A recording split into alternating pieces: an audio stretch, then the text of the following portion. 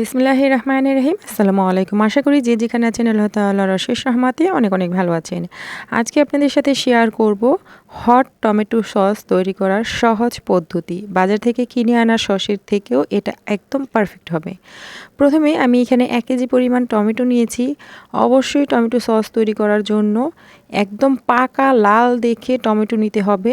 আমার হাতের কাছে এই টমেটোগুলো ছিল, তাই আমি এটি নিয়েছি। এগুলো খুব বেশি লাল না, তারপরেও কিন্তু পারফেক্ট হবে। তবে আমি সাজেস্ট করব সবসময়ই টমেটো সস তৈরি করার জন্য একদম পাকা লাল দেখে টমেটো নেওয়ার চেষ্টা করবেন।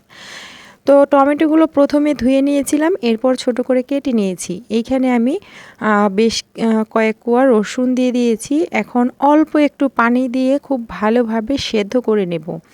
এইখানে আমি পানি ব্যবহার করেছি, আমার টমেটোগুলো একটু শক্ত ছিল। আর যারা পাকা টমেটো দিয়ে তৈরি করবেন তারা কিন্তু পানি ব্যবহার করবেন না, এমনিতেই সেদ্ধ হয়ে যাবে। যাই হোক, সেদ্ধ করার পর ঠান্ডা করে ব্লেন্ডার করে এভাবে করে আমি একটা ছাঁকনি দিয়ে ছেঁকে নিয়েছি। এতে করে পারফেক্ট টমেটো সস তৈরি হবে। এখন এর মধ্যে হাফ কাপ চিনি দিয়ে দিলাম। এরপর দিয়ে দিয়েছি 1 চামচ পরিমাণ মরিচের গুঁড়া, স্বাদ মতো লবণ দিয়েছি। এখানে 1/4 চা চামচ দিয়ে দিলাম কালো গোলমরিচের গুঁড়া। এরপর সামান্য একটু 1 চিমটি পরিমাণ টেস্টিং সল্ট ব্যবহার করেছি। এটা দিতে না চাইলে না দিলেও হবে। এরপর দিয়ে দিলাম এখানে হাফ কাপ পরিমাণ ভিনিগার অথবা সাদা সিরকা, যেটাকে বলে আচার তৈরি করার জন্য আমরা ভিনিগার বা সিরকা ব্যবহার করি, সেটা দিয়ে খুব ভালোভাবে মিশিয়ে দিচ্ছি। এইখানে হাতের কাছে যদি বিট লবণ থাকে, এখানে হাফ চা চামচের মতো দিয়ে দিবেন, তাহলে আরও বেশি টেস্ট ভালো আসে।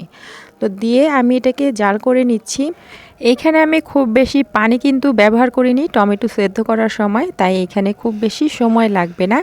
বেশ কিছুক্ষণ আমি জাল করে নেওয়ার পর এখন একটা বাটির মধ্যে নিয়ে নিচ্ছি কিছুটা ভিনিগার বা সিরকা। এখানে আমি পানি ব্যবহার করব না, তাই ভিনিগার নিয়েছি। এরপর 1 চা চামচ কর্নফ্লাওয়ার দিয়ে খুব ভালোভাবে মিশিয়ে নিচ্ছি। এরপর আমি যে সসটাকে জাল করছিলাম এটার মধ্যে এই পানিটাকে বা সিরকাটাকে দিয়ে দিব। কর্নফ্লাওয়ার মিশানো দিয়ে জাস্ট সাথে সাথে নাড়াচাড়া করতে হবে, তা না হলে কিন্তু এক জায়গায় দলা পেকে যাবে। এটা দেওয়ার কারণে এই টমেটো সসটা একদম কেনা পারফেক্ট, যে বাজারের কেনা টমেটো সস সেই রকম ঘনত্বটা থাকবে।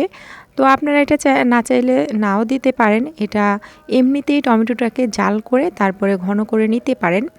তো এই পর্যায়ে আমি টেস্ট করে নিচ্ছি যে টমেটো সসটা হয়েছে কিনা। এইরকম একটা প্লেটের মধ্যে নিয়ে কাত করে ধরলে যদি পানি পানি না পড়ে গড়িয়ে, তাহলে বুঝতে হবে হয়ে গেছে। তো আমার এই সসটা কিন্তু মোটামুটি হয়ে এসেছে। তো আমার এটা একদম পানি পানি হয়ে পড়েনি। তারপর আমি আরও 1 মিনিটের মতো এটাকে জাল করে নিয়েছি। এই পর্যায়ে অনবরত নেড়ে চেড়ে আমি জাল করে নিয়েছি। তো 1 মিনিট পর আমি চুলাটাকে অফ করে দেব। আর চুলাটাকে অফ করে দেওয়ার পর ঠান্ডা করে নেব। অবশ্যই কিন্তু টক ঝাল মিষ্টি এটা টেস্ট করে নেবেন। চাইলে এখানে চিনি আরও অ্যাড করতে লাগলে অ্যাড করতে পারেন, যে কিছু লাগে যেটাই লাগে মানে অ্যাড করতে পারেন। তো আমি চুলাটাকে অফ করার পরও আরও একটু টেস্ট করে নিচ্ছি। দেখেন প্লেটের মধ্যে এইভাবে করে নিয়ে কাত করে ধরলে একটুও পানি পানি গড়িয়ে পড়বে না। তো সসটা যদি এরকম হয় তাহলে বুঝতে হবে হয়ে গেছে। তো আমি এটা ঠান্ডা করার পর দেখাচ্ছি। এটা ঠান্ডা হওয়ার পর একদম পারফেক্ট আছে ঘনত্বটা। তো এই রকমই রাখতে হবে।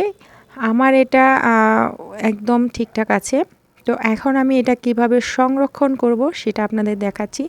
এটা যে কোনো পরিষ্কার কাচের বয়ামের ভেতরে ভরে তারপরে নর্মাল ফ্রিজে রেখে দিতে পারেন। 2-3 মাস এটা একদম ফ্রেশ থাকবে, ভালো থাকবে। অথবা যদি আপনারা 1 বছরের জন্য সংরক্ষণ করতে চান তাহলে ডিপ ফ্রিজে রেখে দিবেন। এইরকম ছোট ছোট বোতলে ভরে তারপরে ডিপ ফ্রিজে রেখে দিতে পারেন। যখন প্রয়োজন একটা করে বোতল বের করে নিলে কিন্তু হয়ে যাবে। তো আমি এটা এরকম একটা সসের বোতলের ভিতরে ভরে নিয়েছি, কারণ আমি অল্প পরিমাণে তৈরি করেছিলাম আর এটা আজকে আমার দরকার, তাই আমি সাথে সাথেই কিন্তু টমেটো সসটা তৈরি করে এটা দিয়ে আমি বার্গার তৈরি করেছিলাম। এর আগে আপনাদের সাথে রেসিপিটা শেয়ার করেছি বার্গার তৈরি করার। তো এই সসটা 1 একদম পারফেক্ট হয়েছিল, একদম দোকানের মতো কোনো রকম কালার ছাড়া ঘরে কিন্তু খুব সহজে তৈরি করে নিয়েছি। তো আপনারা চাইলে এভাবে ট্রাই করতে পারেন। এখন তো টমেটোর সিজন, একদম সস্তায় টমেটো পাওয়া যাবে। বেশি পরিমাণে কিনে এভাবে টমেটো সস তৈরি করে সারা বছর সংরক্ষণ করতে পারেন। আশা করি আজকের রেসিপি ভালো লেগেছে। আজকের মতো এখানেই বিদায় নিয়ে নিচ্ছি। সবাই ভালো থাকবেন, সুস্থ থাকবেন। আল্লাহ হাফেজ।